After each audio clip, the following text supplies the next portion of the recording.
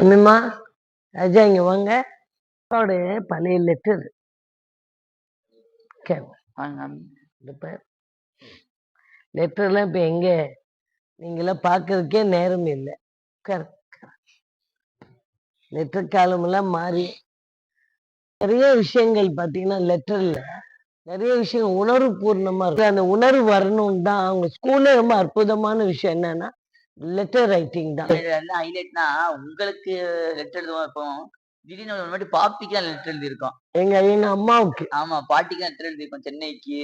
அதான் ரொம்ப சந்தோஷம். பாப்பி நமக்கு வந்து டெலிகிராம்ல லெட்டர் அனுப்புவாங்க. டெலிகிராம்ல அப்போ வந்து டெலிகிராம் லெட்டர். என்னுடைய அம்மா வந்து என் கல்யாணத்துக்கு அப்புறம் எனக்கு லெட்டர் எழுதுறா. அப்ப எல்லாம் அதோட வேல்யூ தெரியல. இப்ப எடுத்து பார்த்தா அம்மா இல்ல. இப்ப எடுத்து பார்த்தா அது ஒரு பெரிய கிஃப்ட் தான். பெரிய கிஃப்ட், பெரிய கிஃப்ட். எல்லாம் நீங்க உங்க காலத்துல உங்க பிள்ளைங்களுக்கு உங்க சின்ன யங்ஸ்டர்ஸ்க்கெல்லாம் நீங்க இதெல்லாம் சொல்லணும்.